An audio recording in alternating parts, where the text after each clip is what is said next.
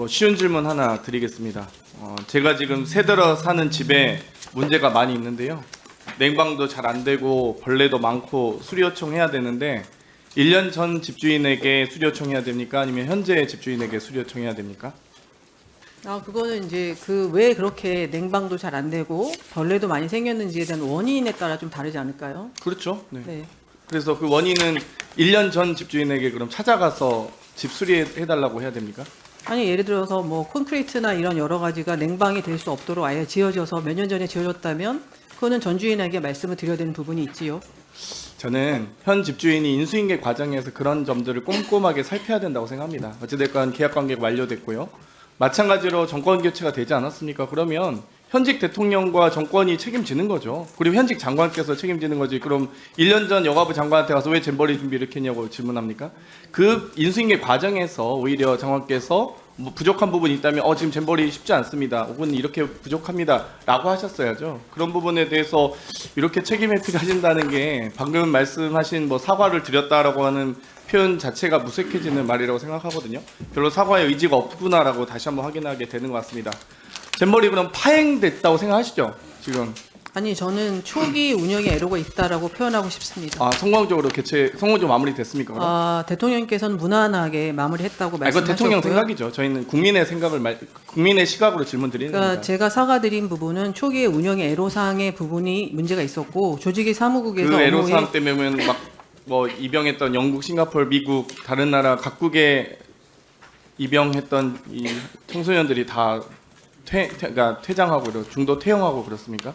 중도 퇴영한 국가도 있지만 남아 있었던 국가가 훨씬 많습니다. 그거는. 저는 이 윤석열 정권의 가장 큰 문제는 공감 능력과 부족과 이 책임감이 너무 없다고 생각합니다. 불과 이 퇴영하기 전 2주 전에 오송 참사 있었습니다. 잘 아시죠?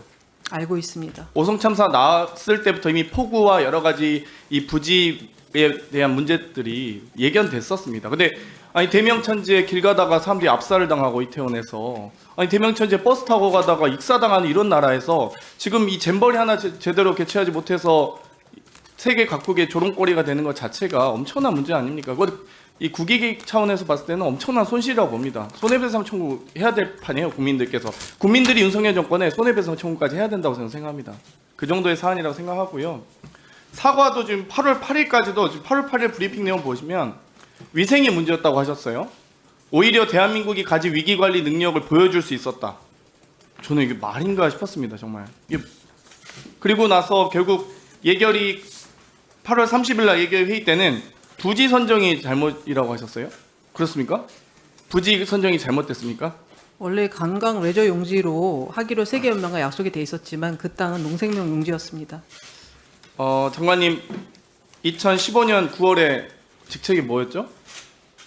2015년이요? 9월에 네. 청와대 고용복지수석이셨죠? 네. 네. 2015년 9월 22일에 세계 잼버리 국내 후보지로 전북 새만금 선정. 박근혜 정부 때 전북 새만금 선정이 됐더라고요. 그러면 부진을 잘못 선정한 박근혜 정권의 책임인가요? 그럼 이것도? 아니 그 당시에 네. 그 관광 레저 용지로 하기로 된 것이고 그 다음에 실제로 그 대회가 열리기로 확정된 것은 지난 정부 때입니다. 그렇죠. 그렇죠? 그러니까 지난 대회 정부 확정인데 때였죠. 국내 후보지로 선정한 건 전북 새만금 건 박근혜 그때도 정부 관광 때잖아요. 레저 용지로 한다라는 전제가 있었습니다. 그래서 전혀 지금 박근혜 정부 때 부지 선정에 대한 문제는 없다. 그런 만약에 식이죠? 관광 레저 용지로 돼서 전혀 반성의 필요가 없네요. 배수라든가 그런 부분에 문제가 알겠습니다. 없고 영구적인 화장실이나 샤워실이 설치됐다면 저는 훨씬 그 더 1년 전 용이하게 아니 화장실 설치하는데 1년이면 되지 뭐 1년이 더 필요합니까 시간이? 아니 화장실 그 농생명 용지여서 화장실을 설치할 수가 없습니다. 여러 고정형. 위생과 샤워실, 화장실 모든 총체적 난국이었는데 그 총체적 난국이 저는 1년이면 충분하다고 생각합니다, 솔직히. 부지가 조성된 게 2022년 12월입니다. 네, 의원님. 네, 알겠습니다. 그 장관께서는 정부지원의 부위원장이시고 잼버리 조직이 공동조직위원장 맞으시죠? 네. 저는 참 이것도 참 무책임하다 생각하는 게 올해 3월 1일날 이제 공동조직위원장을 행안부, 문체부 등을 이제 추가했잖아요, 두 분에서. 근데 그 당시 행안부 장관 이상민 장관 탄핵됐을 때 아닙니까? 2월 8일날 탄핵했잖아요, 본회의에서. 근데 3월 3일날 지금 탄핵된 장관을 잼버리 잘 운영하라고 이거 누가 결정한 겁니까? 이거 공동위원장으로 추가하는 거? 제가 건의했습니다. 아, 장관께서 그러면 네. 탄핵된 장관을 잼버리 공동위원장 해달라. 행안부의 여러 가지 그 리소스나 행안부의 역할 필요하죠. 예, 그런 것 때문입니다. 네. 조금만 더 하겠습니다. 그러면 이 정부지원의 부위원장, 잼버리 공동위원장 등에 왜 보건복지부는 없습니까? 장관께서 여가부 폐지하면 보건복지부 본부장, 그러니까 여가부가 보건복지부 본부로 갈 수 있다면서요. 그러면 보건복지부도 여기 유관기관이면 필요한 거 아닙니까?